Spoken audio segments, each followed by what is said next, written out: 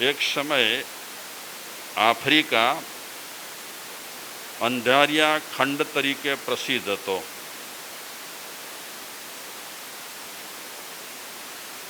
આફ્રિકાના જંગલો એમાં જંગલી જાનવરોનો બહુ ત્રાસ, મોતનો ભય, અને આપણે ત્યાં જે મચ્છરો થાય છે ને એનાથી પણ ભયંકરમાં ભયંકર મચ્છર એ અંધારિયા ખંડમાં વર્ષો પહેલા હતા. એ અંધારિયા ખંડમાં આફ્રિકામાં માનવભક્ષી લોકો રહેતા, માણસોને મારીને ખાય. એક પ્રોફેસર મોલિનો વસ્કી એનું નામ હતું. એ પ્રોફેસરે એ આફ્રિકાનો પ્રવાસ ખેડવા માટે નક્કી કર્યું. મોતનો ભય, માનવભક્ષી લોકોનો ભય, મચ્છરોનો ભય, જંગલી પ્રાણીઓનો ભય, આવા ભય વચ્ચે આ પ્રોફેસરે આફ્રિકાનો પ્રવાસ કરવા માટે નક્કી કર્યું વર્ષો પહેલા. તો એણે આફ્રિકાનો પ્રવાસ ચાલુ કર્યો. તે સમયમાં એટલો વિકસિત પ્રદેશ ન હતો, એટલે જ અંધારિયો ખંડ કહેતા હતા. કોઈ એ ઠેકાણે જવા માટે હિંમત પણ કરતો ન હતો. એવા આફ્રિકાના જંગલોમાં પ્રવાસ કરવા માટે આ પ્રોફેસરે નક્કી કર્યું. એણે પ્રવાસ ચાલુ કર્યો. વર્ષો પછી આપણને હમણાં સગવડો ઘણી મળે છે. આપણે ભૂતકાળમાં જઈએ તો એટલી સગવડો ન હતી. અત્યારે જે લાઇટો દેખાય છે એ લાઇટો પણ 50 વર્ષ પહેલા અમુક ગામડાઓમાં હતી, અમુક ગામડાઓમાં ન હતી. ફાનસ કરતા, કંડીલ. અને કોઈ ઘરમાં પ્રસંગ રહેલો હોય તો પેટ્રોમેક્સ કરતા. એકદમ સાધનો ઓછા હતા. પણ આમ જોવા જઈએ તો લોકો કહે છે માણસો સુખી હતા. સાધનો ઓછા અને માણસો સુખી. આજે સાધનો ઘણા, માણસ વધારે સુખી નહીં. અહીંયા 2-4 જુવાનો બેઠા છે, એને પૂછો તમે. એ તો એમ કહે છે કે આજે જે લોકો સુખી રહેલા છે, અમારા વડીલો બાપ દાદાઓ જરાય સુખી ન હતા. કાંઈ સગવડો ન હતી, પાકા મકાન ન હતા, સાવ સામાન્ય સાધનોમાં એ જીવન ગુજારતા હતા. સગવડો આજે ખૂબ થઈ છે. એક છેડેથી બીજે છેડે પહોંચવું હોય તો આજે બહુ વખત પણ નથી લાગતો. એટલો જમાનો સ્પીડવાળો થઈ ગયો છે. ગતિ એટલી વધી ગઈ છે આજે માણસની, અને ગતિ વધી ગઈ છે એની સાથે સાથે મરણની ગતિ પણ માણસની વધી ગઈ છે. હવે હમણાં ફટાકડા બહુ ફૂટે છે. 30 વર્ષનો હોય ને ફટાકડો ફૂટી જાય, 40 વર્ષનો હોય ને ફટાકડો ફૂટી જાય. એટલે આમ કોની સાથે કમ્પેરિઝન કરવી એ ખબર નથી પડતી. આ પ્રોફેસર પ્રવાસ તો ચાલુ કર્યો. માનવભક્ષી ક્યાંય પણ માણસ મળી જાય, ટકરાય તો જાનનો પૂરેપૂરો જોખમ. અંધારિયા ખંડમાં આફ્રિકામાં એ અલગ અલગ ઠેકાણે જંગલોમાં પ્રવાસ ચાલુ કર્યો છે. ભય છે. ક્યાંક જંગલી પ્રાણી ફાડી તો નહીં ખાય ને એવી બીકો હતી, ડર હતો. તો એ પ્રોફેસર જંગલમાં આગળ જ્યારે વધી રહ્યો છે, ચાલી રહ્યો છે, ત્યારે એની સાથે એક ડુભાશીઓ હતો. ખબર ને, ડુભાશીઓ એટલે આપણે કચ્છી બોલીએ માની લો, અને કોઈક વિદેશી માણસ આવે, હવે એ કચ્છી તો સમજે નહીં, ઓરતા કોશે ગાડી ખબર, તો કોઈક અંગ્રેજી જાણતો હોય, એ કચ્છી જે બોલે એને અંગ્રેજીમાં કન્વર્ટ કરી, ટ્રાન્સલેટ કરી અને સમજાવે કે હી ચેતા. એવી રીતે આ પ્રોફેસરની સાથે એક ડુભાશીઓ હતો. નસીબ જોગે જંગલનો પ્રવાસ શરૂ થયો ન થયો અને માનવભક્ષી એક મળી ગયો. માનવભક્ષીને જોઈ કરી અને પ્રોફેસર ગભરાયા કે આ પ્રવાસ મારો હવે સુખરૂપ થશે કે નહીં થાય, અને માનવભક્ષીનું કામ શું? માનવભક્ષી એટલે માણસને મારી અને માણસનું માંસ વગેરે ખાવું. એ માનવભક્ષી માણસ જ્યારે સામે મળ્યો ત્યારે પ્રોફેસર જરાક ઊભા રહ્યા. આપણે ડરીએ ને તો વધારે તકલીફ થાય, સામી છાતીએ રહીએ તો વાંધો ના આવે. કૂતરા માટે પણ એવું જ છે, બહુ ડરીએ ને ભાગીએ ને તો એને મજા આવે દોડાવવાની. કરડવાનો ન હોય પણ ભસભસ કરતો ને આપણને દોડાવે ખરો, પણ વટ વાપરી કરી અને સામે ઊભા રહી જાઓ તો એ પછી ચાઉં ચાઉં ચાઉં કરીને હાલ્યો જાય. ડરીએ તો વધારે ડર લાગે, એટલે આ પ્રોફેસર ઊભા રહ્યા. સાહસ વગર તો આવા પ્રવાસ ન થાય. અમે સાધુઓ બહુ પ્રવાસ ખેડ્યો, ક્યાં ને ક્યાં પહોંચી જઈએ સાધુઓ. અને એક સમય હતો કે અમે પગપાળી પહોંચતા, પગે ચાલી ચાલીને ક્યાં ને ક્યાં પહોંચ્યા છીએ. આજે અમે યાદ કરીએ ને તો એમ લાગે કે આ ઠેકાણે અમે પહોંચ્યા હોઈશું. ન કોઈ ઓળખાણ, ન કોઈ પીછાણ, ન કોઈ સ્થાન. અને ક્યારેક ક્યારેક અમારા પ્રવાસ અજનબી રહેલા હોય છે. પરિચિતોની વચ્ચે પ્રવાસ કરીએ એમાં બહુ મજા ન હોય, પણ અપરિચિતોની વચ્ચે પ્રવાસ કરીએ એમાં બહુ મજા હોય. ન ઓળખાણ ન પીછાણ. પ્રવાસમાં આમ બહુ મજા આવે, અનેક અનુભવો થાય. અમે હમણાં 14 વર્ષમાં લાખેક કિલોમીટરનો પ્રવાસ ખેડ્યો હશે. કચ્છથી કરી અને કન્યાકુમારી અને કચ્છથી કરી અને કલકત્તા, આટા ફેરા અમે 14 વર્ષ માર્યા. પ્રવાસ વર્ણન વાંચવામાં ઘણાને મજા આવે. પ્રવાસ ખેડતા ન હોય પણ પ્રવાસ વર્ણન પણ રસિક રહેલો હોય, જેને ઇન્ટરેસ્ટ હોય એની આ વાત છે. અમે પણ પ્રવાસ વર્ણન લખવાનું ચાલુ કર્યું. એમાં અમે 6 ભાગ પ્રગટ કર્યા છે. વિહારનો વૈભવ ભાગ 1, 2, 3, 4, 5, 6. એમાં કડવા મીઠા જે તે અનુભવો થયા થોડા ઘણા એ બધા નોંધ્યા છે. અમારા એક જૈન સાધુ વર્ષો પહેલા મારી સિંધ યાત્રા જ્યારે પાકિસ્તાનમાં અવર જવર થતી હતી ત્યારે ઘણા સાધુઓ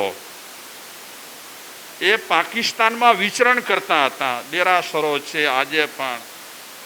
પંજાબ કેસરી જે એક પંથ છે જૈનોમાં, સંપ્રદાય છે, એમના મોટા ગુરુના પગલાં આજની તારીખે પાકિસ્તાનમાં છે. અને હમણાં જ ભારતથી પાકિસ્તાન ગયા હતા પગપાળી ચાલીને, અને બહુ પ્રચાર થયો હતો પાકિસ્તાનમાં. સાધુઓને એ બીજું કંઈક બોલે, શું કે ખબર નહીં મને, પણ બહુ પ્રચાર સારો થયો હતો અને રિસ્પોન્સ પણ બહુ સારો મળ્યો. હમણાંની વાત કરું છું, 2 વર્ષ પહેલાની. તો સિંધ યાત્રા વર્ષો પહેલા થઈ, બહુ ફર્યા એ, અને એમણે એક પુસ્તક લખ્યું વર્ષો પહેલા મારી સિંધ યાત્રા. ઘણા રસિક લોકો રહેલા હોય, પ્રવાસ વર્ણન વાંચે ને ત્યારે એને એમ થાય કે આપણે ત્યાં છીએ, જેનું અત્યારે વર્ણન ચાલે છે ત્યાં. તો આ પ્રોફેસરની સામે બચ્ચા કોણ ઊભો છે? હા, માનવ ભક્ષી માણસ. માણસ જે માંસાહાર કરતો હોય છે એ જેમ અનેક પ્રાણીઓના મટન ખાતો હોય, જ્યારે આ માનવ ભક્ષી છે એ માણસનું જ મટન ખાય. અને આપણે આગળ વાત સાંભળીએ. પ્રોફેસર ઊભા રહ્યા એટલે માનવ ભક્ષી સામે ઊભો રહ્યો. માનવ સમાજમાં જે ચર્ચાઓ થતી હતી તે આ માનવ ભક્ષીના કાને આવતી હતી કે માનવ સમાજમાં અત્યારે આ થઈ રહ્યું છે, માનવ સમાજમાં અત્યારે આ થઈ રહ્યું છે, માનવ આમ કરે છે, માનવ તેમ કરે છે. તો પ્રોફેસરને પહેલો પ્રશ્ન પૂછ્યો કે મેં સાંભળ્યું છે કે હમણાં વિશ્વ યુદ્ધ થયું, સાચી વાત છે?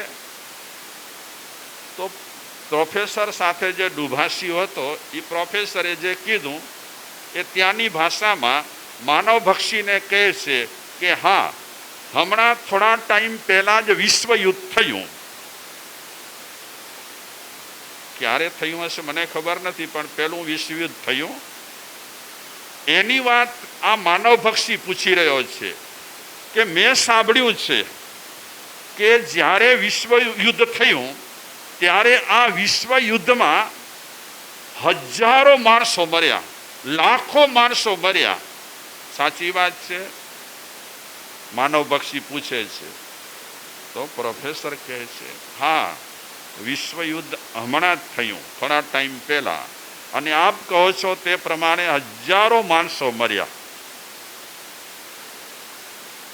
આ સાંભળી કરી અને માનવ ભક્ષી પૂછે છે કે આટલા માણસોને માર્યા તો જેટલા માણસો મર્યા બધાને ખાધા? માર્યા તમે આટલા માણસોને તો બધાને તમે ખાધા? સમજાય છે ને શું પૂછવા માંગે છે? લાખો માણસો મરી ગયા તો જેણે માર્યા એ માણસોને માર્યા પછી ખાઈ લીધા? તો પ્રોફેસર કહે છે નહીં, જો તમે લાખો માણસોને માર્યા હોય અને એ લાખો માણસોને તમે ખાધા નહીં તો માર્યા શું કામ? મારવાનું શું કારણ? પ્રોફેસર માનવ ભક્ષીને કહે છે કે આ તો લડાઈ હતી, માણસોને મારી કરી અને ખાવા માટે લડાઈ ન હતી. એ લડાઈ માણસોને પતાવવાની હતી, ખતમ કરવાની હતી. માનવ ભક્ષી હસ્યો, ખલ્યો, હસી કરી અને પ્રોફેસરને કહે છે કે તમે લોકો અમને ખરાબમાં ખરાબ માનો છો કે માનવ ભક્ષી આવા, માનવ ભક્ષી તેવા, તમે અમને સૌથી બદતર માનો છો. પણ આજે તમારી આ વાત સાંભળ્યા પછી મને એમ લાગે છે કે અમે માનવ ભક્ષી ખતરનાક નથી, અમે માનવ ભક્ષી બદતર નથી. અમને જેટલી ભૂખ લાગી હોય અને ભૂખ લાગ્યા પછી અમે એકાદ માણસને પતાવીએ, પણ તમે વિશ્વ યુદ્ધમાં લાખો માણસોને આમને આમ પતાવી નાખ્યા. તો બોલો, માનવ ભક્ષી સારો કે યુદ્ધ પ્રેમી જે વ્યક્તિ રહેલો હોય એ સારો? બેમાંથી સારો કોણ? માનવ ભક્ષી એક જ માણસને મારે છે. જ્યારે યુદ્ધની જેને ખંજવાળ થતી હોય એ માણસ એકી સાથે કેટલાય માણસોની કચ્ચર ગાણ કાઢી નાખતો હોય, તો બેમાંથી સારો કોણ? માનવ ભક્ષી સારો કે જે લડાઈઓ કરે છે એ સારો? માનવ ભક્ષી સારો. બદતર નથી, પણ એક નાની વસ્તુ માટે, નાના કામ માટે, નાની કોઈક એવી વાતો માટે માણસો એટલા યુદ્ધ કરી રહ્યા છે. હમણાં યુદ્ધ ચાલુ જ છે, કેટલોક યુદ્ધ શાંત થયો છે, એમાં કેટલી કચરગાળ નીકળી હશે, કેટલી નીકળી હશે. કોણે કાઢી? આ બધું કર્યું કોણે? કોઈ જાનવરે નથી કર્યું, કોઈ માનવ ભક્ષીએ આવું અકેકાર નથી કર્યું. પણ આવો અકેકાર જે માણસ પોતાની જાતને સારી માને છે એ માણસે અકેકાર કર્યા છે. આજ સુધીમાં લડાઈના ખપ્પરમાં કેટલા હોમાયા હશે? પૂરા વિશ્વની આપણે વાત કરીએ, ખૂણે ખાંચરે ગમે ત્યારે લડાઈ તો ચાલુ જ હોય. એક ઠેકાણે બંધ થાય તો બીજે ઠેકાણે ચાલુ જ હોય, અને ચાલુ ન હોય તો પણ છમકલા તો ચાલુ જ પડ્યા હોય. અને એમાં કેટલાય માણસોની ખો નીકળતી હોય છે, કેટલી બહેનો વિધવા થતી હોય છે, કેટલાક બાળકો બાપ વગરના થતા હોય છે. આ બધા પરાક્રમ કોના છે? માનવ ભક્ષીના કે માનવના? તો આપણે કહીશું એ કામ માનવ ભક્ષીના નથી, એ માનવના છે. આપણે કેટલા ક્રૂર છીએ, આપણે કેટલા કઠોર રહેલા છીએ. અને વિચારકો એમ કહે છે કે હિંસાથી ક્યારે પણ કોઈ સમાધાન નથી.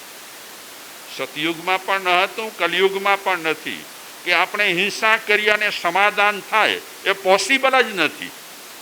છેવટે તો માણસને જો શાંતિ ખપતી હશે તો લડાઈથી શાંતિ આજ સુધીમાં ક્યારે કોઈને મળી નથી. તમે દોસ્તી જમાવો તો સારું છે, અને નહીં તો લડાઈથી તો અશાંતિ સિવાય કાંઈ નથી. ઘરમાં પણ લડાઈ ચાલુ હોય તો શાંતિ મળે. ચલો 4માંથી 5માંથી 15માંથી કોઈનો વિજય થાય, પણ વિજય થયા પછી પણ અંતે તો ટેન્શન ને. જેમની સાથે લડ્યા હોય એ પણ ચિંતામાં, અને પોતાને પણ કાંઈ શાંતિ ન હોય. આપણે જ્યારે ગુસ્સામાં હોઈએ ત્યારે આપણને જંપ ન હોય, ત્યારે આપણે અજંપામાં હોઈએ. તો શાંતિથી શાંતિ પ્રાપ્ત કરવા માટે લડાઈથી શાંતિ થાય એવું શક્ય નથી. એક ભારત દેશ એવો રહેલો છે કે સામેનો કોઈ પણ દેશ કાંઈ પણ કરે તો એનો પ્રતિકાર કરે છે, બાકી યુદ્ધમાં નથી માનતો. આજની તારીખે શસ્ત્રો પુષ્કળ હશે, સાધનો લડવા માટે ઘણા હશે, પણ લડાઈથી કે શસ્ત્રોનો પ્રયોગ કરવાથી ક્યારે પણ વ્યક્તિને શાંતિ નહીં મળી શકે. આ શાંતનુ રાજા શિકાર કરવા માટે નીકળ્યા. શિકાર કરીને ઘરે આવ્યા, તો ઘરે આવ્યા પછી એને શાંતિ મળી. શું થયું? ગંગાદેવી ચાલ્યા ગયા, ભાગી નથી ગયા, ચાલ્યા ગયા છે. સમજદાર વ્યક્તિ હતા, સંસ્કારી હતા, અને એમને લાગ્યું કે મારા પતિદેવ આ રસ્તો છોડશે નહીં તો મારે તો કંઈક રસ્તો લેવો જ પડશે. પતિદેવને સુધારવાનો અધિકાર ધર્મપત્નીને છે. અગર પતિદેવ સરસ હોય તો કોઈ સવાલ જ નથી, પણ પતિદેવ એવા કોઈક ફંડામાં ફસાઈ ગયા હોય તો એમને ચેતવવા, એમને સાવધાન કરવા, એમને જાગૃત કરવા, એમને સારે માર્ગે લાવવા એ ધર્મપત્નીની પૂરેપૂરી ફરજ છે. બહેનો છે ફક્ત રસોડો નથી સંભાળતા, અને બહેનોને ખાલી રસોડો જ સંભાળવાનું નથી, ઘરના સંસ્કારોને પણ સંભાળવાના છે.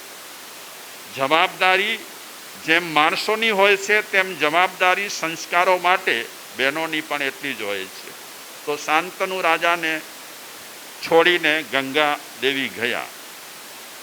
જન્નુ રાજાની એ કુંવરી હતા, બિલકુલ ગુણિયલ હતા. જીદ કરે કે જીદની પ્રકૃતિ એમની ન હતી, પણ એમને લાગ્યું કે એ આમ સુધરશે નહીં, હા પાડ્યા કરશે અને પોતાની આદત નહીં છોડે. ઘણા લોકો છે ને, કોઈ પણ વ્યક્તિ એને સમજાવે કે આ સારું નથી, ભલા વ્યસન કરે છે કે XYZ ગમે તે કરતો હોય, તો ઘણા લોકોની પ્રકૃતિ હોય, હા કરે. પછી આપણે ત્યાં કહેવત છે કે શેઠને શિખામણ જાપા સુધી હોય, પછી એમને કોઈ અસર જ ન કરે. જેમ ચાલતા હોય, જેમ જીવતા હોય તેમ જીવતા. ગંગાદેવી પિયરેથી પણ નીકળી ગયા. આપણે વાત કરી ચૂક્યા છીએ.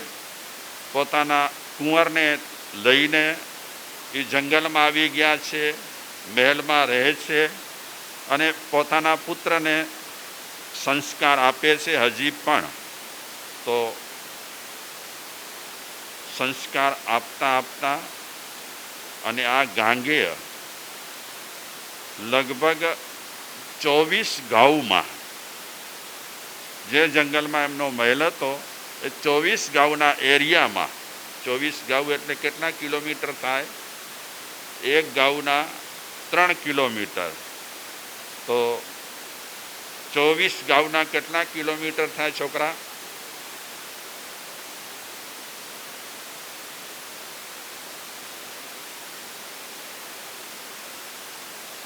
હા, 72 કિલોમીટર. બરાબર છે ને? પાકો છે ને હિસાબ?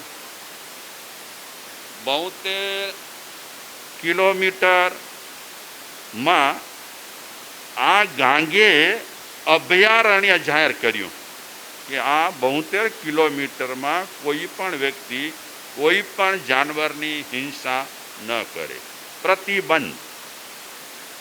અને રોજ સવારના એ 72 કિલોમીટર જંગલ ફરી લેતો. કોઈ પ્રાણીને મારતો તો નથી ને, કોઈ હત્યા તો નથી કરતો ને, કોઈ શિકારી તો નથી આવ્યો ને, એટલી ચોકસાઈ રાખતો હતો ગાંગેય. સંસ્કાર મળ્યા છે અને સમય મળ્યો છે એટલે સમયનો સદુપયોગ કરે છે. અને આપણી રહેમ નીચે બધા જીવો જીવી રહ્યા છે. ઘણા એવા જીવો રહેલા છે, આપણે રહેમ રાખીએ, આપણે કૃપા રાખીએ, આપણે મહેરબાની રાખીએ તો બિચારા જે થોડો ટાઈમ કાઢવાના હોય તે કાઢે. અને જો આપણામાં દયા ન હોય, જીવો પ્રત્યે આપણને પ્રેમ ન હોય, તો તરત જ આપણે કચડી નાખીએ, મારી નાખીએ, ગમે તે કરીએ. આપણી કૃપાથી ઘણા જીવો બચે છે અને બચાવવા એ આપણી માણસ તરીકેની ફરજ છે.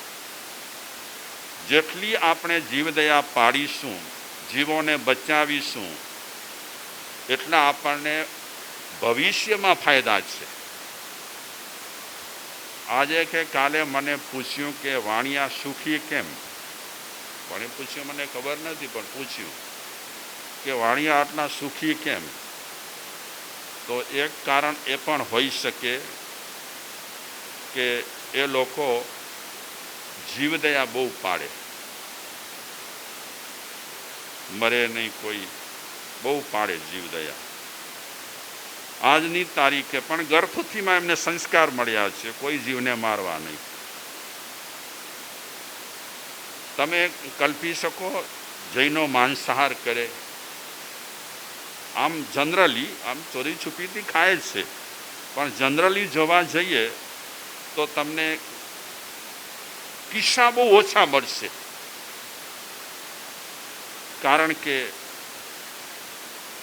એને પરંપરામાં મળ્યા છે સંસ્કારો જીવદયાના. આ તો આપણે લાઈટો બાઈટો હમણાં કરીએ છીએ, નહીં તો એ પણ પ્રતિબંધ હોય. આ તમારા માટે થોડાક અમે લઈ લઈએ છીએ, પણ આમ પ્રતિબંધ.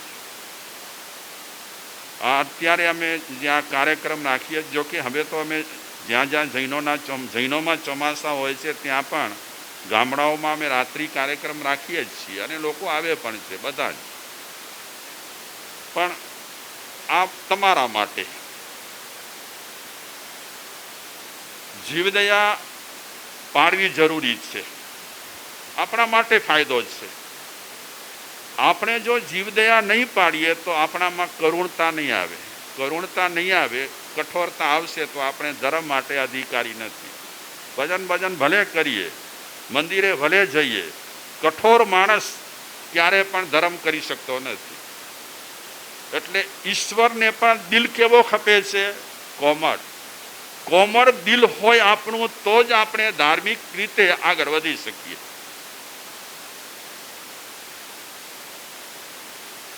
આ સંસ્કારો વંશ પરંપરામાં મળેલા છે. કળીકાલ સર્વજ્ઞ હેમચંદ્ર સુરી એ ગુજરાતમાં વિચરણ કર્યું વર્ષો પહેલા, અને ગુજરાતની પ્રજાને એ સમયમાં એમણે આ સંસ્કારો આપ્યા. અને એ સમયમાં તો બધી જ્ઞાતિના લોકો લાભ લેતા, ભાગ લેતા. અને એ સંસ્કારોની પરંપરા આજે પણ ગુજરાતમાં ચાલે છે. હવે બહારથી લોકો આવ્યા છે એટલે મટન બટન વેચાય છે, નહીં તો આપણા કચ્છમાં બહુ જ ઓછું હતું. હવે ગામડાઓમાં પણ ગામથી બહારે લોકો મટન વેચતા થઈ ગયા છે. થોડીક પરિસ્થિતિ પલટાઈ છે. તે છતાં પણ આપ સૌનામાં જે સંસ્કારો છે જીવદયાના, સારું છે. જીવદયા એટલે કેવલ પાંજરાપોળમાં પૈસા આપવા એટલો જીવદયાનો અર્થ નથી. મારાથી કે તમારાથી જેટલા જીવ બચાવી શકાય તેટલા જીવોને બચાવવાના. આનાથી આપણું પુણ્ય બંધાય, અને આનાથી આપણને શરીર તંદુરસ્ત મળે, આનાથી આપણને દીર્ઘ આયુષ્ય પણ મળે, આનાથી આપણામાં તેજસ્વીતા પણ આવે. આ બધું જીવદયાથી આપણને મળી શકે છે. તો આ શાંતનુ રાજા એ તો શિકારનો શોખીન હતો, અને કેટલી વખત ભૂલ કરી? એકાદ બે વખત ભૂલ કરી છે. હવે હું તમને પૂછું કે ભૂલ કરશે કે નહીં કરે? કારણ કે ગંગા તો હવે જંગલમાં રહેવા ચાલી ગયા પોતાના પુત્રને લઈને, અને 20 વર્ષ કદાચ એના પસાર થયા હશે. અને 20 વર્ષ પસાર થયા પછી 20 વર્ષ સુધી એ છાના માના બેઠા શિકાર વગર. વળી પાછી આદત માથું ઉચક્યું કે આ રાખજો બચ્ચા, એ ગમે ત્યારે માથું ઉચકશે, મગજ ફેરાવશે. કારણ કે પેલા તમે વેઢાર્યો છે, હવે જેમ તેમ કઢાશે નહીં, નીકળશે ત્યારે ખૂબ તોફાન કરશે, તમારા મગજ ફેરવશે, તમને બેચેન બનાવી નાખશે. જેવું તેવું કામ નથી, આપણે એક પરાક્રમ છે. એક વખત આદત પાડે માણસ, પછી એ આદત છોડવી મુશ્કેલ. અને આદત છોડે કદાચ તો એ આદત ગમે ત્યારે, ગમે તે વર્ષે, ગમે તે સમયમાં પાછું માથું ઊંચકે. જૈન દર્શનમાં નિયમ છે કે તમે જે વસ્તુનો ત્યાગ કરો એની પ્રતિજ્ઞા લેવી પડે, બાધા લેવી પડે. તપ તમે કરો ને, એકાંશનું કે ઉપવાસ, તો એની પણ પ્રતિજ્ઞા હોય. અને પ્રતિજ્ઞા લીધા પછી માણસને પાળબંધી આવી જાય કે મેં પ્રતિજ્ઞા લઈ લીધી છે, હવે મારાથી આ ન થાય. તો તમે પ્રતિજ્ઞા લેજો, અમે મંત્ર બોલીશું, પછી પ્રતિજ્ઞા આવી જશે. અને પછી એમ ના કરતા કે, એક વાત કરું તમને, એક ભાઈ છે અને લાડુ ખાવાનો બહુ શોખ. લાડુ મળે ને તો દાળ ભાત કે એના પર બહુ નજર ન કરે, 5-15 તો આરામથી ખાઈ જાય. તો બહુ લાડુ ખાતો એટલે એને ડાયાબિટીસ થઈ. તો કોઈક સાધુ મહારાજ એને કહે કે શેઠ, હવે લાડુ તમે બંધ કરી નાખો, હવે તમારા માટે લાડુ છે ને એ ઝેર છે. તો શેઠને પણ વૈરાગી આવી ગયો, તમારી જેમ નહીં પણ આવી ગયો વૈરાગી, એમ કે ન ખપે હવે લાડુ. આ જીવે ઘણા લાડુ ખાધા, હવે લાડુ મારે નથી ખાવા. અને એ શેઠે ઊભા થઈને હાથ જોડ્યા કે આજથી ગુરુ મહારાજ લાડુનો ત્યાગ. અમે રાજી થઈએ. પણ એ બહાર જઈને શું કરે કોને ખબર. પ્રતિજ્ઞા લે એટલે રાજી થવાનું કે વાહ, પણ રાજી થઈએ સારું છે. કોઈ માણસ નિર્વ્યસની થાય એની પણ એક ખુશી છે ને. 5-15 માણસો દરસડીમાંથી શરાબ છોડે અને કોઈક શરાબ બનાવતા હોય એ બંધ કરી નાખે પોતાની ઈચ્છાથી તો ફાયદો જ છે. એને ફાયદો, એના પરિવારને ફાયદો, ગામને ફાયદો, બધાને ફાયદો. બળજબરીથી કાંઈ બંધ ન થાય. મારી પીટીને બંધ કરાવી એનો મતલબ બહુ નથી સરતો. પ્રેમથી જે કરવાનું કરવાનું. હું તો કહીશ કે જે ગામમાં રહેતા હો એ ગામના લોકો સાથે જોડાઈ જવાનું. તમે જોડાયેલા હશો તો ભવિષ્યમાં તમારા માટે ફાયદા છે. અને સમાજ જો વિખરાયેલો હશે અને ક્યારેક માની લો કે કાંઈ પણ એવો આક્રમણ થાય, કોઈક એવી આફત આવે અને વિખરાયેલા હો તો તમે મૂંઝાઈ જાઓ, મુશ્કેલીમાં પણ આવી શકો. એના કરતાં ગામમાં જેટલા લોકો રહેલા હોય એમની સાથે જોડાઈને રહેવાનું. ગમે તે જ્ઞાતિના હોય, ગમે તે જાતિના હોય, સૌ પોતાના ઘરે છે ને કર્મને કારણે છે. કોઈ જાતિ વિશે આપણને ધુત્કાર ન કરવો, તિરસ્કાર ન કરવો. જે જાતિના હોય તે પણ જોડાઈને રહો. અમે ઊંચા ને ઓ નીચા આવું શું કામ માનવાનું? બધા જ ઊંચા છે, બધા સારા છે. જોડાઈને રહેવાથી ફાયદા છે. ઝાડુ છે ઝાડુ, જોડાઈને રહે ને તો ફાયદો. તો કચરો હોય તે શું કરે? સાફ કરે. પણ વિખરાઈ જાય તો એ કચરો થઈ જાય. પોતે જે કચરાને સાફ કરે એ પોતે જ કચરો થઈ જાય. એટલે જોડાઈને રહીએ સારું છે. કઈ કોમ નીચી, કઈ કોમ ઊંચી એના નિર્ણય કરનારા આપણે કોણ? તમે સારા કુળના હો, ઊંચા કુળના હો, સારું છે. તમારા પુણ્ય સારા છે, તમારા સંસ્કાર સારા છે તો બીજી કોમને ઉપાડવાની કોશિશ કરો. તમારી પાસે બુદ્ધિ હોય, તમારી પાસે જ્ઞાનબાજ એવો જ્ઞાન હોય, પ્રયોગ કરો. તમારું જ્ઞાન વહેંચો, તમારી સમજ વહેંચો. કોકને નથી જ્ઞાન, કોકને નથી સમજ તો સમજ આપો. આપણું શું જાય છે નહીં વિચારવાનું. બધા આપણા જ છે, પોતાના જ છે. એટલે હવે કાળ એવો આવ્યો છે કે તમે જોડાઈ રહો, નહીં તો તૂટી જશો. ગમે તેટલા તમે બરૂકા હશો, બળવાન હશો, ખમતીધર હશો, પણ જોડાયેલા નહીં રહો તો ગમે ત્યારે કાંઈ પણ આક્રમણ થાય, એકજૂઠ નહીં હો તો કદાચ તમે તૂટી પણ જાઓ, ભલે બરૂકા હો તો પણ. રાજકારણ છે એનું કામ છે વિખેરવાનું. આજ સુધીમાં ક્યાંય પણ રાજકારણે કોઈને સંગઠિત નથી કર્યા. ધર્મનું કામ છે વિખરાયેલાને ભેગા કરવાનું. ધર્મનું કામ આ છે, ભેગા થાવ. શું કામ તમે લડો છો? આને માને છે, જેને માનતા હોય તેને. તમારે કમાવાનું છે, તમારે મહેનત કરવાની છે. કોઈ તમને કોથળા ભરીને પૈસા દેવાના નથી. તમારી મહેનત છે.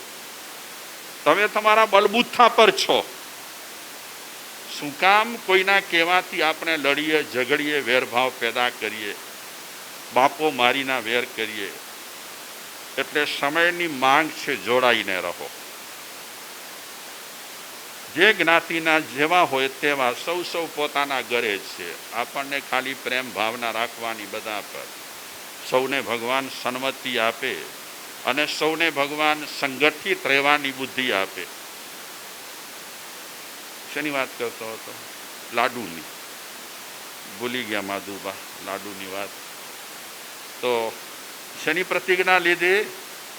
ગુરુજી લાડુની પ્રતિજ્ઞા દો, આજથી લાડુ બંધ. તો ગુરુજીએ પ્રતિજ્ઞા આપી,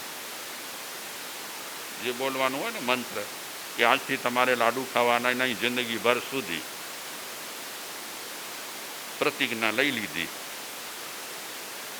પણ આદત હોય ને માણસની, જ્યાં સુધી એ વસ્તુ ન દેખાય ત્યાં સુધી ઠીક છે. કાલે ઉઠી કરી અને તમે કોઈ પણ વસ્તુનો ત્યાગ કર્યો હોય, ચાહે તમાકુ, ગુટકા, બીડી, સિગરેટ, શરાબ. કાલે તમારી સામે આ બધી વસ્તુ આવવાની છે. તમને લલચાવશે, મફત મળશે. તમને ખ્યાલ છે આપણે ઉપવાસ કરીએ ને નિર્જળા, અને પેટમાં જ્યારે કુરકુરિયા બોલતા હોય ને અને એમાં આપણને ઘસઘસાટ ઊંઘ આવી જાય ને તો સપનામાં થાળી દેખાય ભોજનથી ભરેલી, ભજીયા ગરમા ગરમ, મરચાવાળા ભજીયા, આ બધું દેખાય હો થાળીમાં, આખી થાળી દેખાય ભરેલી. અને આપણે ઊંઘમાં ને ઊંઘમાં ખાઈ પણ લઈએ, કારણ કે સંસ્કાર છે ને આપણને આ ખાવાના, બહુ ટાઈમથી સંસ્કારેલા છે ખાવાના. એટલે છોડીએ ત્યારે એ બધું દેખાય, આંખ બંધ આંખે. મને તો દેખાય, તમને ખબર નહીં. જે દિવસે હું ઉપવાસ કરું ને અને તે દિવસે જો ઘસઘસાટ ઊંઘ આવી જાય તો થાળી દેખાય આમાં આખી ભરેલી, એમાં ભજીયા હોય, ગુલાબજાંબુ હોય, શીરો હોય, બધું હોય. અને જ્ઞાનભાઈ અથાણું આપ્યું હોય એ પણ દેખાય. આ લાડુની પ્રતિજ્ઞા તો લીધી, ગમે તેની પ્રતિજ્ઞા માણસ લે, કસોટી તો આવે ને આવે. હવે એમાં માણસ કેટલા ટકા લે છે એના પર છે. કેટલાક ટાઈમ પછી ગામમાં કોઈક ભાઈએ જમણવાર કર્યું અને એમાં મેન્યુ હતો પેલો જ લાડુ મસાલાવાળા. અને આ શેઠને પણ આમંત્રણ, સુગંધ આવી શેઠને લાડુની, એવા મસાલા નાખ્યા હતા. શેઠ જમણવારમાં પહોંચી ગયા અને નક્કી કર્યું મારે લાડુ નથી જ ખાવા, દાળ ને ભાતથી પેટ ભરી લઈશ, લાડુ નથી જ લેવા. મારે પ્રતિજ્ઞા લીધી છે, અરે મારા સાહેબની સામે પ્રતિજ્ઞા લીધી છે, લોકોની હાજરીમાં પ્રતિજ્ઞા લીધી છે, જાહેરમાં પ્રતિજ્ઞા લીધી છે, લાડુ નહીં ખાઉં. ખ્યાલ રાખજો મનોજભાઈ, કઈ પરીક્ષાઓ થાય બાપા. છોડ્યું ન હતું ને ત્યાં સુધી સારું હતું બાપા, જ્યારે મન થતું ત્યારે ખાઈ લેતા. હવે છોડ્યા પછી રોજની પંચાયત ઊભી થશે. બોલો શું કરશો શ્યામ સુંદર, શું કરશો? રોજની પંચાયત. શ્રાવણ મહિનો આવશે પરમ દિવસથી,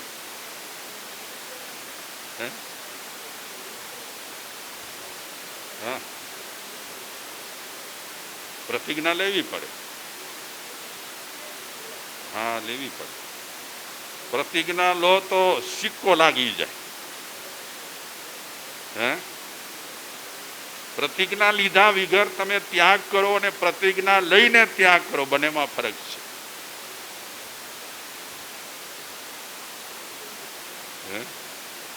તમે લાઈટ લીધી હોય ને, મીટર હોય ને,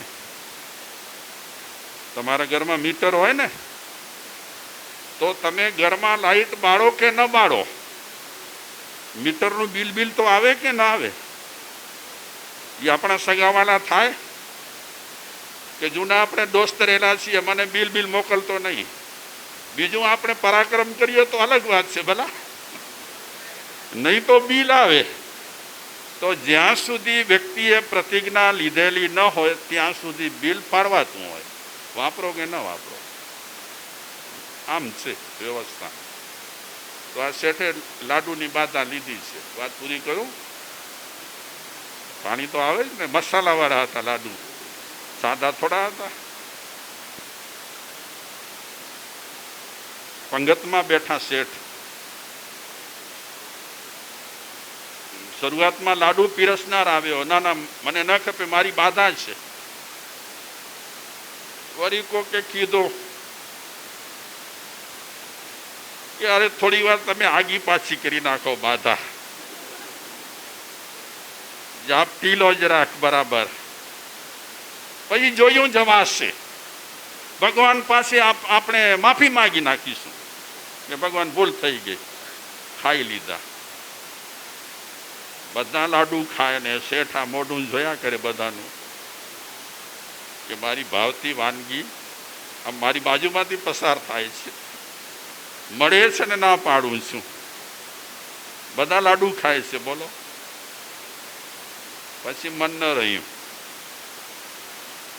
એટલે એક વાત નક્કી છે કે વ્યસન છોડતા પહેલાં તમારા આજુબાજુ જે વ્યસની હોય એમને જય સીતારામ કહેવાનું. વ્યસન છોડતા પહેલાં વ્યસનીને છોડો, નહીં તો એ તમને ગમે ત્યારે પાછો ખેંચી જશે આ વાંઠ બાજુ.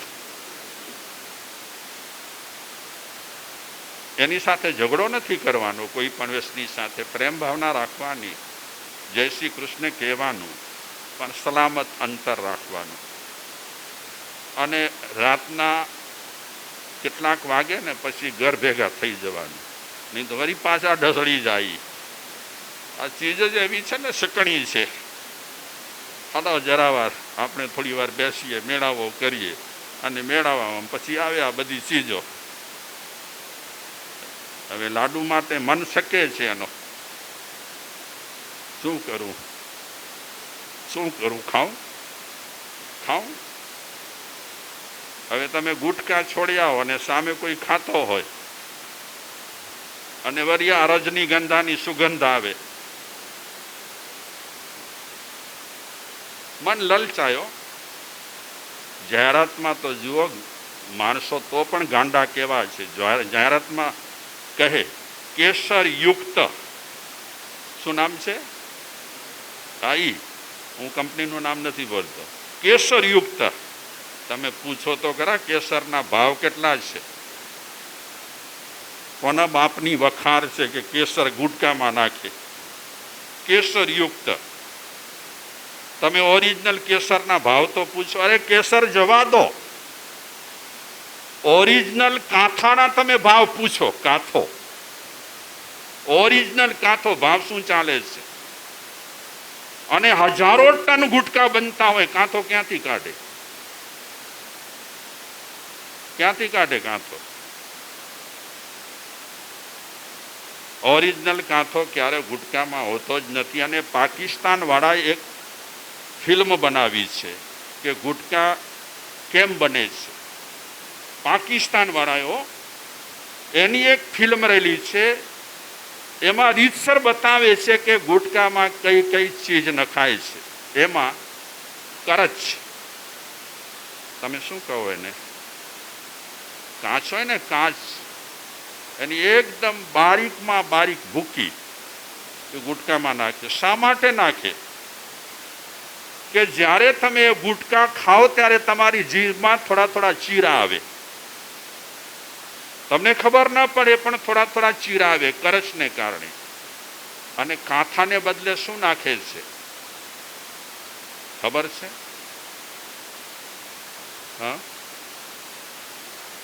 કાંથાને બદલે ગાયનું લોહી નાખે છે. જેટલા ગુટકા ખાય છે ને, શુદ્ધ શાકાહારી કોઈ નથી. હું બનાવટ વાત નથી કરતો, તમે યુટ્યુબમાં શોધીને જોઈ લેજો પાકિસ્તાની ફિલ્મ. આ બોગસ વાત નથી, પાયા સહિતની વાત છે. અને અમે 25 વર્ષથી આ કાર્ય ઉપાડ્યું છે, એટલે ઘણી ફિલ્મો અમને મળી છે, બનાવેલી ફિલ્મો મળી છે. અમે ખુદ બનાવી છે ફિલ્મો, આર્ટિસ્ટોએ તૈયાર કરી છે. આ પાકિસ્તાની ફિલ્મ પાકિસ્તાનવાળાએ બનાવી છે. કરચ, કાચ અને ગાયનું લોહી. તો આ ચીજો આપણે રોજે રોજ ખાઈએ. અમારી પાસે એક મુસલમાન ભાઈ છોડવા માટે આવ્યા. છોડતા ન હતા, શાકભાજી વેચતા હતા, છોડવા આવ્યા. જ્યાં સુધી શાકભાજી વેચતા હોય, ખડે પગે ગુટકા ચાલુ જ પડ્યા હોય. કોઈક ભાઈએ ઉઘરાણી કરી અને અમારી પાસે લાવ્યા એમને. તો તરત જ એ લોકોને કીધું કે તમે છોડી દો, બસ, બીજી સમજાવટ કાંઈ નહીં, છોડી દો. વાણિયાને વધારે સમજાવવા પડે, કારણ કે હોશિયાર બહુ ને, બુદ્ધિશાળી, એને બહુ સમજાવવા પડે. દાખલાને, દલીલોને, ઓને તેને. જ્યારે ઘણા લોકો છે એને એટલું જ કહીએ છોડી દો, ખાવા જેવું નથી, ઓકે. તો એ મુસલમાન ભાઈ એણે ત્યાગ કર્યો આજીવન ગુટકાનો. બીજા ચોથા દિવસે નાહી ધોઈ સારા કપડાં પહેરી અને હૈદરાબાદ સ્થાનકમાં આવ્યો. અને એમણે એ ભાઈએ કીધું કે મહારાજશ્રી આજે મારી મા એટલી ખુશ છે, એટલી ખુશ છે, એટલી ખુશ છે, આજે હું ઘણા વર્ષો પછી નમાઝ પઢવા માટે મસ્જિદમાં જાઉં છું, કારણ કે આમ તો મોઢામાં 24 કલાક ગુટકા હોય, હવે મારું મોઢું ચોખ્ખું થયું છે અને આજે નમાઝ માટે જાઉં છું. સારું છે, મા ખુશ થાય, પરિવારવાળા ખુશ થાય અને સૌથી બેસ્ટ જ શરીર સુધરે. આવો મોંઘો મનુષ્ય જન્મ આવું ખાવા માટે થોડું મળ્યું છે. ખાઓ, બદામ ખાઓ. આ હોશિયાર ભાઈ છે શ્યામ સુંદરજી, એમને હું એક ગણિત પૂછું કે અત્યારે બદામના ભાવ શું છે? બદામ કેટલે રૂપિયે કિલો છે? હા, 1200 રૂપિયે કિલો. અને એમાંય બદામમાં પણ મામરો બદામ હોય, ક્વોલિટી સારી હોય એવી બદામો હોય તો એના ભાવ પણ હાઈ ક્વોલિટીના હોય. બદામ કિલોના કેટલા? 1200-1500 માની લો. ગુટકા 1 કિલોનો ભાવ શું? તમારી પડીકી જે હોય તે વજન કરો અને તપાસો કે 1 કિલોનો ભાવ શું છે. બદામથી વધારે કે ઓછું? હે, કેટલા? નહીં નહીં, 20-25 તો નથી. હે, 600-700, 6,000-7,000 रुपये किलो. ऊंचे लोगों की ऊंची पसंद. અમે જેવું તેવું ન ખાઈએ હો. હા, જે મોંઘું હોય તે જ ખાઈએ. અમને ઘણા કહ્યું આ વ્યસન માટે કહીએ ને ઘણાને, તો એ કે મારા સાહેબ અમે હલકી ચીજ નથી ખાતા, અમે હલકી ના ખાઈએ. જોઈ લો આ ડબ્બો, ચાંદીનો ડબ્બો હોય, ક્વોલિટી બહુ સરસ હોય. અરે ભાઈ, શું કામ તમે આ ખોટા આશ્વાસન લો છો બાપા? જે વસ્તુ પોત પ્રકાશવાની છે વસ્તુ પોત પ્રકાશ છે. તમે ચાંદીના ડબ્બામાં રાખો કે સોનાના ડબ્બામાં રાખો, મામરો બદામ મોંઘી છે, એનાથી પણ મોંઘા છે ગુટકા. જાહેરાતો તો જુઓ. હકીકતમાં અભિનેતાઓને આવી જાહેરાતો ટીવી પર આપવી ન જોઈએ. એ ગુમરાહ કરે છે દુનિયાને. પૈસા ખાતર દુનિયાને કેટલી ગુમરાહ કરે છે. અભિનેતાના હાથમાં બોટલ હોય દારૂની અને જાહેરાત આપે ટીવી પર. આ પૈસા ખાતર બધું થાય છે. લોકોને ભરમાવે છે ખોટું. કેસર યુક્ત ગુટકા, બોલો ક્યાંથી લાવ્યા? ક્યાંથી કેસર? હે, કાશ્મીરથી લાવ્યા. આ લાડુની વાત કરીએ આપણે.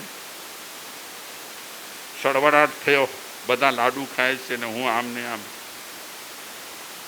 પછી ફાઇનલ કર્યું કે એક વખત ખાઈ લેવું, જે થાય તે. પણ બાધા લીધી છે. એ હતો વાણીઓ પાકો. હાથ જોડ્યા, લાડુ પેલા લઈ લીધું થાળીમાં 2-4, પછી હાથ જોડીને કહે છે સાધુ પાસે બાધા લીધી, બાધા મેરી માં. લાડુમાંથી નીકળીને દાળમાં જા.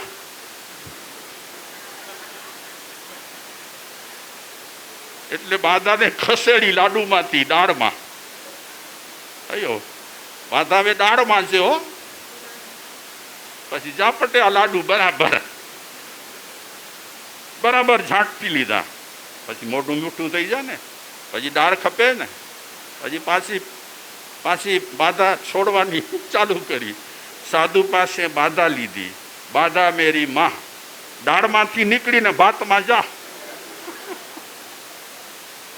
એ બાધા ગઈ ભાતમાં અને દાળ પી લીધી, બરાબર ગટગટાવી ગયો. પછી વિચારે છે પેટ ભારી થઈ ગયું છે, થોડું ભાત જેવું હોય ને તો સારું. હવે ભાત ખાવાનું મન થયું. બોલો, બાધાને ખસેડી ત્યાંથી. પછી વળી પાછી બાધા પાડે છે. સાધુ પાસે બાધા લીધી, બાધા મેરી માં. ભાતમાંથી નીકળી પત્રાવલીમાં જા. બાધાને ખસેડતા ખસેડતા પત્રાવલીમાં નાખી દીધી. લાડુએ ખાધા, દાળ પણ પીધી, ભાત ખાધા, બધું કર્યું. આવી પ્રતિજ્ઞા બાપા તમે ન લેતા, ભલા ઠેકડે મેજાતી ખસડીને બીજામાં નાખવી. શાંતનુ રાજા 20 વર્ષ સુધી એણે શિકાર બંધ રાખ્યું. 20 વર્ષ પછી પાછા એ સંસ્કાર ઉપડ્યા, પાછા ઉપડ્યા અને પાછો શિકાર કરવા માટે નીકળ્યો. પસ્તાવો ન હોય ને. ગંગા ચાલી ગઈ, કુંવર ચાલ્યો ગયો, થોડા દિવસ રડ્યા, દુઃખી થયા, પછી બધું સાફ, કાંઈ પસ્તાવો નહીં. એને ખબર પણ છે કે ગંગાએ મારો ત્યાગ કર્યો છે, એમાં શિકાર કારણ છે. હવે શિકાર મને ખપે શું કામ? માણસ શેતાની છે, બહુ શેતાની છે માણસ. જેમ જેમ એને સમજાવવામાં આવે તેમ તેમ વધારે ઓ કરે. શું કહેવાય? ક્યારેક શબ્દ તો મને કહો. હે, જેમ જેમ કહીએ ને આમ ન કર ન કર, ધરાર કરીશ. પાછા ગયા શિકાર માટે. અને શિકાર માટે શું કામ ગયા? કોકે શાંતનુ રાજાને કીધું કે એક એવો સરસ જંગલ છે, ઉપવન સહિત એટલો સુંદર જંગલ છે, અત્યાર સુધીમાં તમે જે જંગલોમાં શિકાર કર્યો છે એ જંગલોથી પણ સારામાં સારો જંગલ છે, અને એ જંગલમાં શિકાર કરવા જેવો છે. જો આપણી બાધા કે આપણા સંકલ્પ તોડવા માટે આજુબાજુ ઘણા આવે. હવે એ સમયમાં આપણો મનોબળ જો તૂટી જાય તો ચાલ્યા ગઈએ. આનો મનોબળ એ રીતે તૂટ્યો, માણસે વખાણ કર્યા, જંગલ સારો છે, ઉપવન સારો છે, શિકારી પ્રાણી અલગ અલગ જાતના ઘણા છે, ત્યાં તમે શિકાર કરવાની મજા આવશે. એ રીતે જે માણસ વ્યસની હોય ને એને ઘણા લોકો કહે હાણે ઈ છઠ, હાણે નવી કંપની ચાલુ થઈ है, એ નવી કંપની में એટલી સુગંધ અચેતી, એટલી સુગંધ અચેતી, તું ખાઈશ ને તને મજા આવી જશે. પછી માણસો ઘણા શું કે, એક હમણાં ભાઈ મળ્યા અમને, મુંબઈથી આવ્યા હતા. અમે કીધું કેમ ચાલુ કરી નાખ્યા ગુટકા? કે મહારાજ સાહેબ, રજનીગંધાની પ્રતિજ્ઞા લીધી હતી, બીજા ગુટકાઓની થોડી લીધી હતી. હમણાં ડેપરમાં એક બાપુ મળ્યા અમને, ભજનિક બાપુ. એ બાપુ એક દાખલો અમને આપ્યો કે મહારાજ સાહેબ, એક ભાઈએ બીડીની પ્રતિજ્ઞા લીધી કે આ છાપ બીડી ન પીવી. આ છાપ એટલે છત્રપતિ, હે, આ એ બીડી ન પીવી. મહિને 2 મહિને 4 મહિને એના મોઢામાં પીડી જોઈ. તેને બાપુએ પૂછ્યું કાં બીડી પાછું ચાલુ કરી? કે ના ના, હું તો છત્રપતિ શિવાજી બંધ કરી છે, બીજી બીડીઓ થોડી બંધ કરી છે. માણસ બહુ હોશિયાર છે હો. ગમે ત્યાંથી રસ્તા કાઢે, એનું નામ માણસ. તો કોકે બહુ જ વખાણ કર્યા હતા જંગલના, એટલે મન લલચાયું અને આ શાંતનુ રાજા શિકાર કરવા નીકળ્યા છે. અને કયા જંગલમાં શિકાર કરવા માટે નીકળ્યા છે? જે જંગલમાં, અને જે જંગલમાં અભયારણ્ય જાહેર કર્યો છે એ જંગલમાં એ શિકાર કરવા આવ્યા છે. આવી ગયા એ જંગલમાં રસાલા સાથે, અને બસ શિકાર કરવાની તૈયારીઓ કરી. એમાં સિંહ દેખાયો. તો શાંતનુ રાજા વિચારે છે કે આજે તો ઓર મજા આવશે શિકાર કરવાની. સામે સિંહ છે. ધનુષ્ય બનુષ્ય તૈયાર કરે છે, પણચ બણચ ચડાવે છે. ત્યાં તો અવાજ આવ્યો, ખબરદાર! એવો હાકોટો કર્યો, થોડી વાર માટે આમ ધનુષ રહી ગઈ. જે સિંહ સામે એ નિશાન તાકી રહ્યા હતા એ સિંહે છલાંગ મારી અને પંજો શાંતનુ રાજા પર મારવાની તૈયારી હતી અને એ સમયે પાછળથી કોકે સિંહને પકડી લીધો, જડવું પકડી લીધું સિંહનું અને એને વાર્યો. કોણ હશે એ ગાંગે હતો. પકડી લીધું સિંહને, બેસાડ્યો. કૂતરાની જેમ સિંહ પૂંછડી પટપટાવા લાગ્યો. એને બીક લાગતી ન હતી. છોકરા પાંચ સામે સિંહ જતે હવે તો હું એ સિંહ અહીં હો, બધા ડરે, હું પણ ડરું. પણ આ ગાંગીય બિલકુલ ન ડર્યો. બેસાડી દીધો અને નીચે સિંહ બેઠો છે, પૂંછડી પટપટાવે કૂતરાની જેમ. ગાંગીય શાંતનુને કહે છે, આજે મેં બચાવ્યા હમણાં તમને. જો હું હાજર ન હોત તો આ સિંહ તમને પંજો મારી કરી અને ચીરી નાખત. આજે તમે આ જંગલમાં શિકાર કરવા માટે આવ્યા તે આવ્યા. હવે પછી ક્યારે પણ આ જંગલમાં તમે શિકાર કરવા આવતા નહીં.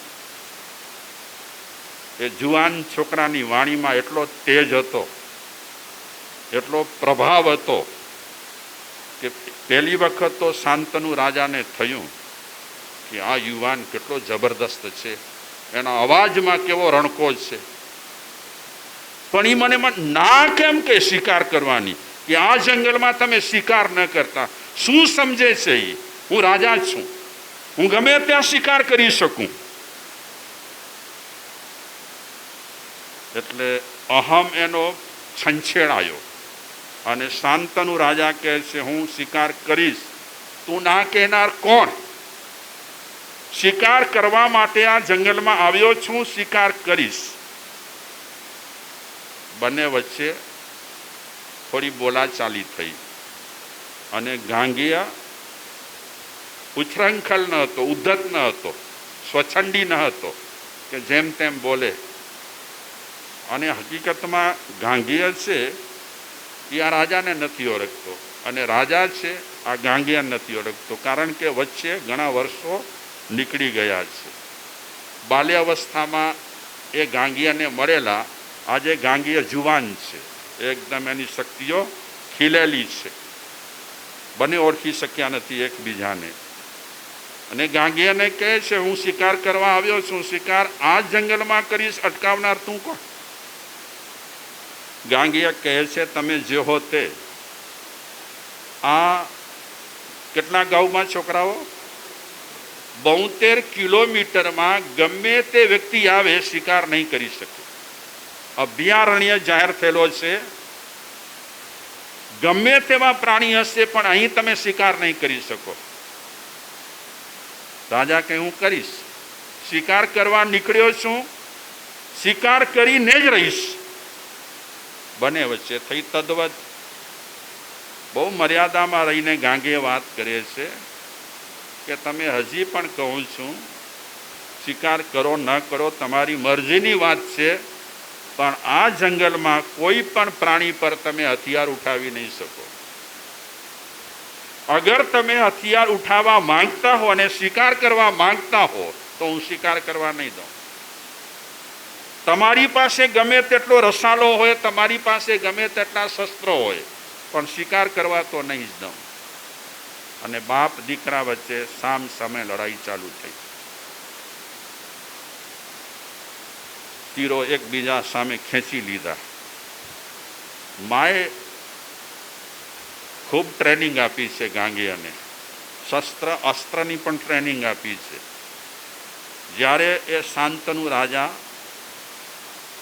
ગાંગીયા પર તીર છોડવા માગે છે, થોડી ઝપાઝપી થાય છે, બોલાચાલી થઈ છે. બાજુમાં જ મહેલ છે અને મહેલના ઝરૂખામાં આ ગંગા દેવી બેઠેલા છે. એમણે થોડો અવાજ સાંભળ્યો, દેકારો સાંભળ્યો, નજર કરી, જોયું ગંગાદેવીએ કે આ તો બાપ દીકરો સામસામે આવી ગયા છે. ઓળખી ગઈ છે ગંગા. એ પણ ઘણા વર્ષો પછી શાંતનુ રાજાને જુએ છે. ગંગા વિચારે છે આ તો ખરાબ થશે. બેમાંથી ગમે તે વ્યક્તિ ગમે તેના પર શસ્ત્ર છોડશે અને શસ્ત્ર છોડ્યા પછી પતિદેવનું મોત થશે તો પણ મને નુકસાની છે અને પુત્રનું કંઈ થશે તો પણ મને નુકસાની છે. એટલે મને બે બાજુ નુકસાની છે, એટલે મારે જ જવું પડશે. એટલે ગંગાદેવી મહેલમાંથી નીચે આવ્યા. સર્વપ્રથમ દીકરાને કહે છે, બેટા કોની સામે શસ્ત્ર ઉઠાવ્યા છે? કોણ છે સામે? જરા વિચાર. તારા પિતાજી છે.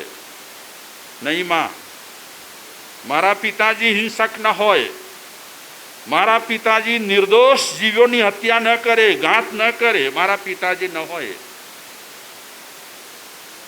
ગંગાદેવી કહે છે, બેટા તારા પિતાજી જ છે. નહીં, હું અત્યારે પિતાજીના રૂપમાં જોતો નથી, એક હિંસક વ્યક્તિના રૂપમાં હું જોઉં છું. આ જંગલમાં એક પણ પ્રાણીની હત્યા એ નહીં કરી શકે, ગમે તે થાય. અગર એમને લડવું હોય તો હું લડવા માટે તૈયાર છું. અત્યારે સંબંધ નહીં જોઉં. અત્યારે હું નિર્દોષ પ્રાણીઓ સામે જોઉં છું. કોઈને પણ મારે મને પસંદ નથી.